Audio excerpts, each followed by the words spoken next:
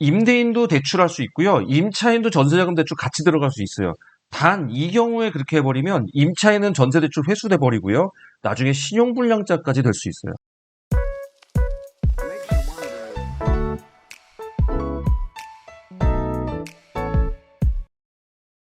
안녕하십니까. 속속TV 박병희 중개사입니다.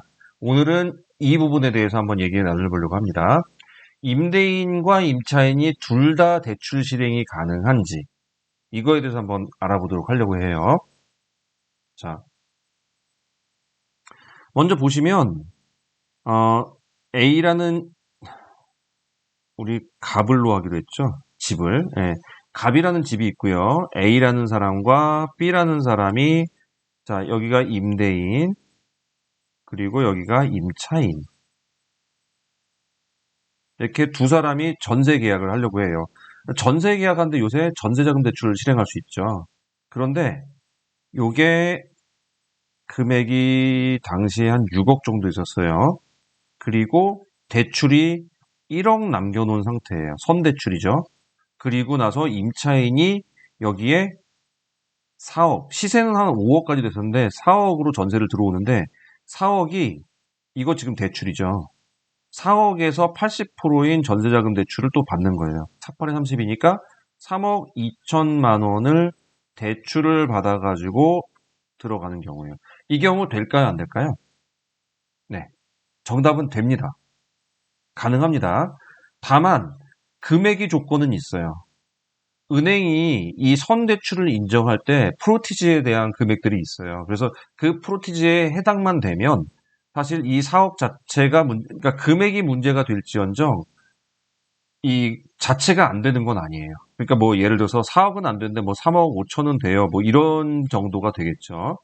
자, 근데 이 자체는 문제없이 돼요. 그러니까 이게 다 되는구나. 그래서 이게 쉽게 하는 경우가 있는데요. 이게 절대로 안 되는 분야가 하나가 있습니다. 자, 먼저 이걸 설명을 좀 드릴게요. 갑이라는 집이 있고요. 여기에 A가 임대인, 그리고 B가 임차인 이렇게 들어가는데 여기서 등기부에 보면은 쫙 나온 것 중에 을구에 보면은 근저당권이 설정이 돼 있을 거 아니에요. 아까 여기를 6억이라고 그랬고 1억이 대출이 있다고 그랬고 여기가 4억이 전세라고 했을 때 그 중에 3억 2천이 대출을 받아가지고 들어오는 거죠. 여기 1억 대출이고 을구 근저당권을 보면은 근저당권자가 은행일 거고요. 근저당권 설정자가 바로 요 A라는 사람일 거란 말이에요. 그래서 A가 여기서 1억을 대출을 받아요. 그리고 나서 그 다음에 요 상태로 임차인 B가 전세 계약을 들어가는 거예요. 아까 가정은 하나 했어요. 은행이 요 4억이 괜찮은 범위라고 허락을 했을 때 그때 가는 거예요. 예를 들어서 이제 4억은 안 되고 3억밖에 안 돼요. 이러면 3억이 떨어지겠죠. 예. 어쨌든 4억에 대출이 된다고 해서 이 사람은 3억 2천을 전세자금 대출하고 자기 돈 8천만 원으로 이 집에 전세를 살게 되는 게 이 케이스인데 자, 이러려면은 우리가 반드시 필요한 게 뭐예요? 등기부가 반드시 필요합니다. 그쵸? 등기부가 나와 있어야 근저당권 설정을 하죠. 근저당권이 설정돼야 이게 선순위 채권이 되죠. 그죠? 그리고 나서 이 사람이 전세자금 대출을 해줬을 때는 은행에서 3일 내에 전입신고를 하는 조건이란 단서와 이 모든 것이 자서로 들어간단 말이에요. 그러면 전입신고를 해야 돼요. 선순위 채권이 있는 상태에서 전입신고 들어간 건 문제 전혀 없어요. 근데 이게 안 되는 유일한 곳이 있어요. 뭘까요?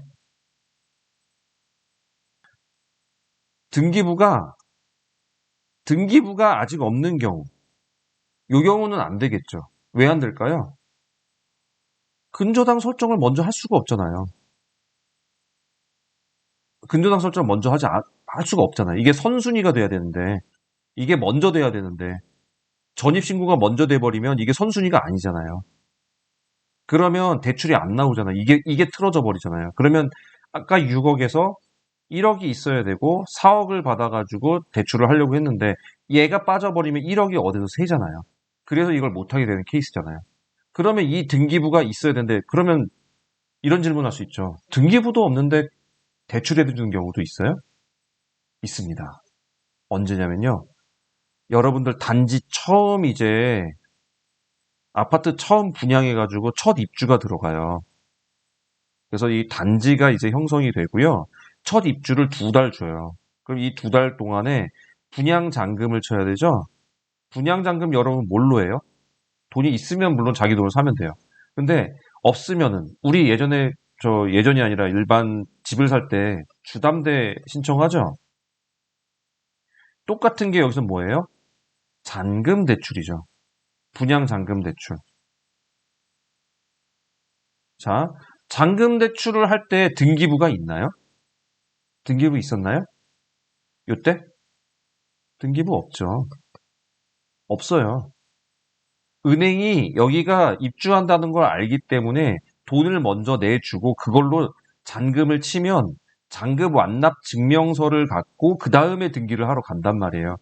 구조적으로 등기부가 먼저 나올 수 없는 구조예요. 심지어 여기 때 단체로 하는 그 법무사들은요, 한꺼번에 여러 개 모아서 한꺼번에 가요.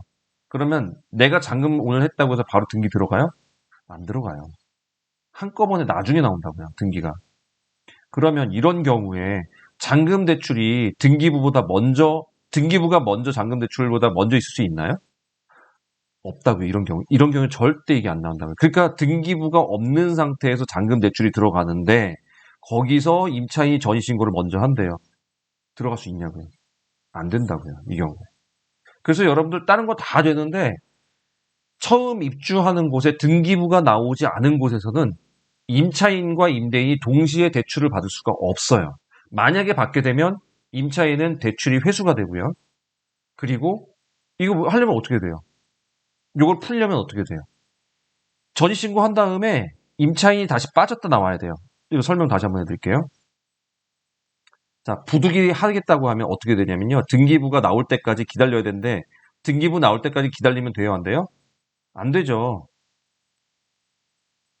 세입자 은행에서 너 왜 전입신고 안 하는데 전입신고하세요 하고 분명히 푸시를 한단 말이에요. 그러면 얘는 전입신고 할 수밖에 없어요. 전입신고를 하는 순간 A가 실행한 잔금 대출은 나올 수 있나요? 이거 못 나오죠. 왜요? 전입신고 들어와 있으니까. 전입신고 있네요. 잔금 대출 못 합니다. 안 된단 말이에요. 그러면 이걸 잔금 대출 하기 위해서는 어떻게 해야 돼요? B가 전입을 잠깐 뺐다가 이거 대출 들어오고 다시 들어와야 돼요.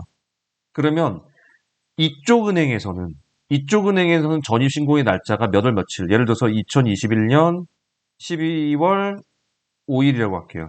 12월 5일인데 뺐다가 다시 들어오니까 2022년 2월 5일이 됐어요.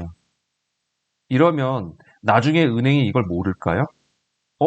전입이 빠졌어. 내가 들어갈 때 분명히 전입 아무것도 없어가지고 선순위였는데 전입 빠졌다 다시 들어오고 그 사이에 대출이 들어왔어. 그럼 이 은행이 가만히 있을까요? 네, 여기다가 회수를 합니다. 채권 회수, 전세 대출을 회수를 해요. 그리고 이 B는 뭐가 돼요? 신용불량자가 될 수 있어요. 신용불량자가 안 될 수도 있어요. 안 되면요, 3년 동안 대출 불가능해요. 네. 이런 페널티가 막 들어가요. 이거 어떻게 해야 될까요? 하지 말아야죠. 처음부터. 근데 중개사분들 모르셔가지고 이거 하시는 분들 계시더라고요. 큰일 납니다. 네. 요 부분도 오늘 좀 말씀드리려고 제가 요 자리를 마련했는데요.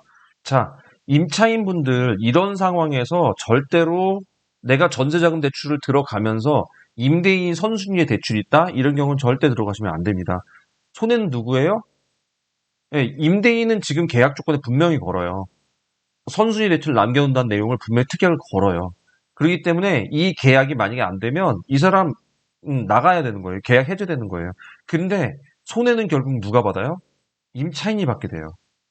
회수되고요. 몇 년간 대출을 못해요. 그러면 누가 손해보겠어요? 결과적으로는. 임차인이 손해본단 말이죠. 그러니까 여러분들이 임차인 내가 지금 들어가면서 대출을 들어가야 된다. 그러면 절대 새로 입주하는 아파트는 피하셔야 된다는 얘기를 하고 싶었던 거예요. 그래서 여러분들 새 아파트 좋죠. 새 아파트 들어갈 때는 선대출이 꼭 없는 곳으로 들어가셔야 돼요. 없는 곳으로 내가 전세자금 대출을 갖고 들어가야 되고, 만약에 내가 전세자금 대출 들어가는데 선순위 대출이 있다. 없는 곳으로 가셔야 됩니다. 마지막에 꼭 남아있는 게 이거밖에 없어요. 그래서 들어가죠? 그리고 그게 더 싸. 예, 싸서 들어가는데 큰일 납니다. 그러니까 여러분들 이거 꼭 생각하시고 내가 전세자금 대출을 해가지고 들어갈 때는 반드시 신규 아파트는 절대적으로 조심해서 들어가셔야 돼요. 아셨죠? 자, 오늘 여기까지 예, 전세자금 대출과 주택담보대출 두 가지가 경합될 때의 경우를 알아봤어요. 도움이 되셨다면 좋아요와 구독 꼭 부탁드리겠습니다. 감사합니다.